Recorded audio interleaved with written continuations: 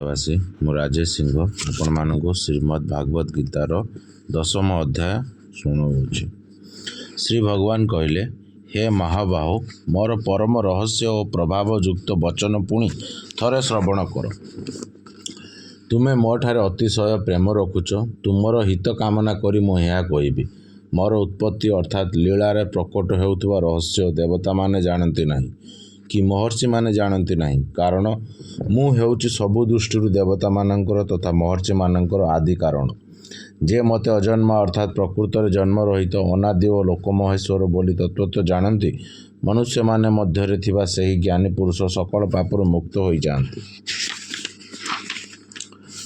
ନିଶ୍ଚୟ କରିବ ଶକ୍ତି, ଯଥାର୍ଥ ଜ୍ଞାନ, ଅସମ ଦୃଢ଼ତା, କ୍ଷମା, ସତ୍ୟ, ଇନ୍ଦ୍ରିୟମଜନ, ମନନାଗ୍ରାହୀ ତଥା ସୁଖ ଦୁଃଖ, ଉତ୍ପତ୍ତ, ପ୍ରଳୟ, ଭୟ, ଅଭୟ ଏବଂ ଅହିଂସା, ସମତା, ସନ୍ତୋଷ, ତପ, ଦାନ, କୀର୍ତ୍ତି ଓ ଅପକୀର୍ତ୍ତିର ପ୍ରାଣୀମାନଙ୍କର ଏପରି ଯେଉଁ ନାନା ପ୍ରକାର ଭାବ ରହିଛି, ସେଗୁଡ଼ିକ ମୋ ଠାରୁ ହିଁ ଉତ୍ପନ୍ନ ହୋଇଥାଏ।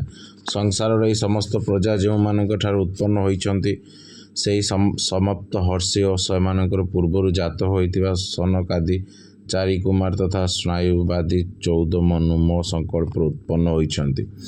ଏ ସମସ୍ତ ମୋ ଠାରେ ଶ୍ରଦ୍ଧାଭାବ ରଖନ୍ତି। ଯେଉଁ ପୁରୁଷ ମୋର ଏହି ପରମ ଐଶ୍ୱର୍ଯ୍ୟ ରୂପୀ ବିଭୂତି ଓ ଯୋଗ ଶକ୍ତିକୁ ତତ୍ତ୍ୱତଃ ଜାଣନ୍ତି, ସେ ନିଶ୍ଚଳ ଭକ୍ତି ଯୋଗ ଦ୍ୱାରା ଯୁକ୍ତ ହୋଇଯାଆନ୍ତି। ଏଥିରେ କୌଣସି ସନ୍ଦେହ ନାହିଁ। ମୁଁ ବା ବାସୁଦେବ ହିଁ ସମସ୍ତ ଜଗତର ଉତ୍ପତ୍ତିର କାରଣ ଓ ମୁଁ ଦ୍ୱାରା ହିଁ ସମସ୍ତ ଜଗତର ପ୍ରବୃତ୍ତି ହେଉଛି। ଏପରି ବୁଝି ଶ୍ରଦ୍ଧାଯୁକ୍ତ ଭକ୍ତିଯୁକ୍ତ ବୁଦ୍ଧିମାନ ଭକ୍ତମାନେ ମୋତେ ଅର୍ଥାତ୍ ପରମେଶ୍ୱରଙ୍କୁ ହିଁ ନିରନ୍ତର ଭଜନ କରନ୍ତି।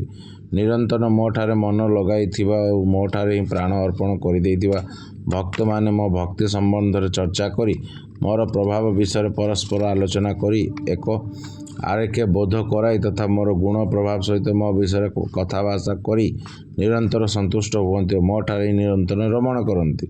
ନିରନ୍ତର ମୋର ଧ୍ୟାନକୁ ଆଦିରେ ଲାଗି ରହୁଥିବା ତଥା ପ୍ରେମପୂର୍ବକ ଭଜନ କରୁଥିବା ସେହି ଭକ୍ତମାନଙ୍କୁ ମୁଁ ସେହି ତତ୍ତ୍ୱଜ୍ଞାନୀ ରୂପ ଯୋଗ ପ୍ରଦାନ କରେ, ଯାହାଦ୍ୱାରା ସେମାନେ ମୋତେ ହିଁ ପ୍ରାପ୍ତ ହୁଅନ୍ତି। ହେ ଅର୍ଜୁନ, ସେମାନେ ଉପରେ ଅନୁଗ୍ରହ କରିବାକୁ ସେମାନଙ୍କ ଅନ୍ତଃକରଣରେ ଅବସ୍ଥିତ ହୋଇ ମୁଁ ନିଜେ ହିଁ ଆଲୋକମୟ ତତ୍ତ୍ୱଜ୍ଞାନୀ ରୂପ ଦୀପ ଦ୍ୱାରା ସେମାନଙ୍କ ଅଜ୍ଞାନଜନିତ ଅନ୍ଧାରକୁ ନାଶ କରିଦିଏ। ଅର୍ଜୁନ କହିଲେ, ଆପଣ ପରମ ବ୍ରହ୍ମ, ପରମ ଧାମ, ପରମ ପବିତ୍ର ଅଟନ୍ତି, କାରଣ ଆପଣଙ୍କୁ ସକଳ ଋଷି, ସନାତନ ଦିବ୍ୟ ପୁରୁଷ ଏବଂ ଦେବତାମାନଙ୍କର ମଧ୍ୟ ଅଧିବେଦ୍ୟ, ଅଜନ୍ମା ଓ ସର୍ବବ୍ୟାପୀ ବୋଲି କହନ୍ତି। ଦେବର୍ଷି ନାରଦ ତଥା ଅସିତ ଓ ଦେବଳ ଋଷି ତଥା ମହର୍ଷି ବ୍ୟାସ ମଧ୍ୟ ସେହିପରି କହନ୍ତି ଓ ଆପଣ ନିଜେ ମଧ୍ୟ ମୋତେ ସେହି କଥା କହୁଛନ୍ତି। ହେ କେଶବ, ଆପଣ ମୋତେ ଯାହା ବି କିଛି ବି କହୁଛନ୍ତି, ସେ ସବୁକୁ ମୁଁ ସତ୍ୟ ବୋଲି ମାନୁଛି। ହେ ଭଗବାନ, ଆପଣଙ୍କର ଲୀଳାମୟ ସ୍ୱରୂପକୁ ଦାନବମାନେ ଜାଣନ୍ତି ନାହିଁ କି ଦେବତାମାନେ ଜାଣନ୍ତି ନାହିଁ, ଅର୍ଥାତ୍ କେହି ଜାଣନ୍ତି ନାହିଁ। ହେ ପ୍ରାଣୀଙ୍କର ସର୍ବସ୍ରଷ୍ଟା, ସର୍ବକର୍ତ୍ତା, ହେ ପ୍ରାଣୀଙ୍କର ଈଶ୍ୱର, ହେ ଦେବାଦିଦେବ, ହେ ଜଗନ୍ନାଥ, ହେ ପୁରୁଷୋତ୍ତମ, ଆପଣ ନିଜେ ନିଜ ଦ୍ୱାରା ନିଜକୁ ଜାଣନ୍ତି।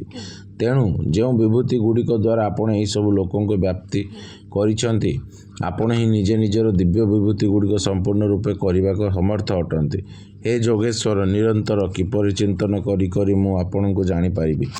ଏବଂ ହେ ଭଗବାନ, ଆପଣ କେଉଁ କେଉଁ ଭାବରେ ମୋ ଦ୍ୱାରା ଚିନ୍ତନ ଯୋଗ ଅଟନ୍ତି?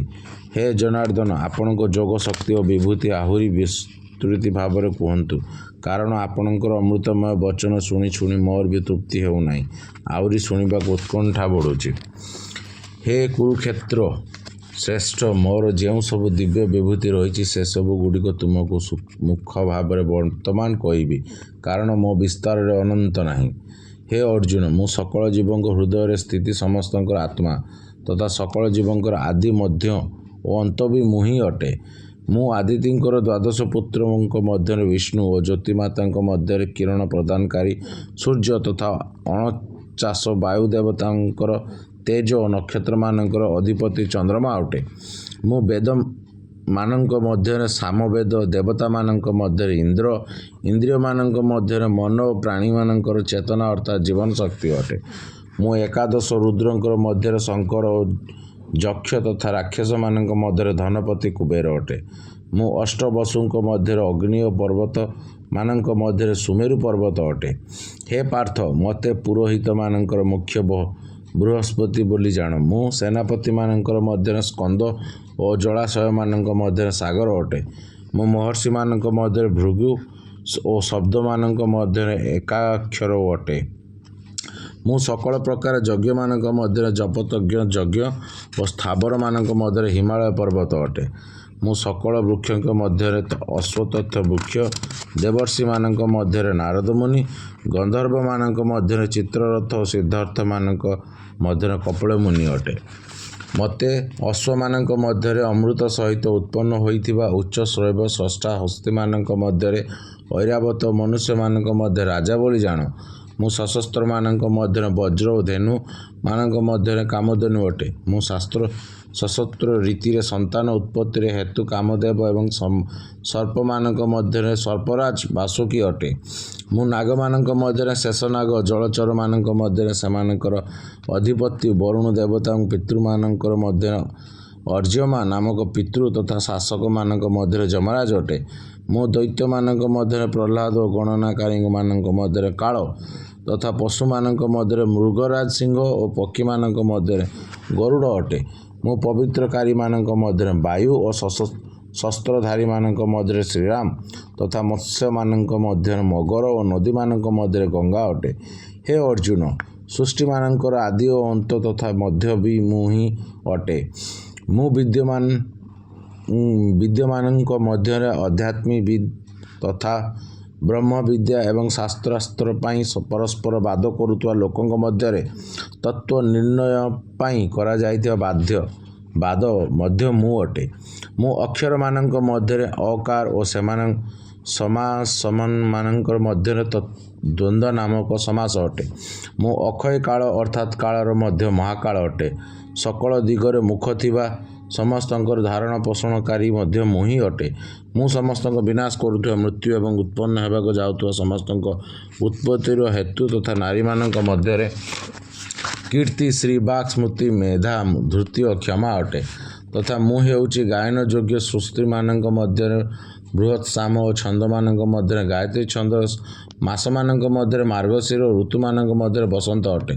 ମୁଁ ଛଳନାକାରୀମାନଙ୍କ ମଧ୍ୟରେ ଜୁଆ ଓ ପ୍ରଭାବଶାଳୀ ପୁରୁଷମାନଙ୍କ ପ୍ରଭାବ ଅଟେ। ମୁଁ ବିଜୟମାତାଙ୍କର ବିଜୟ, ନିଶ୍ଚୟକାରୀମାନଙ୍କର ନିଶ୍ଚୟ ଏବଂ ସାତ୍ତ୍ୱିକ ପୁରୁଷମାନଙ୍କର ସାତ୍ତ୍ୱିକ ଭାବ ଅଟେ।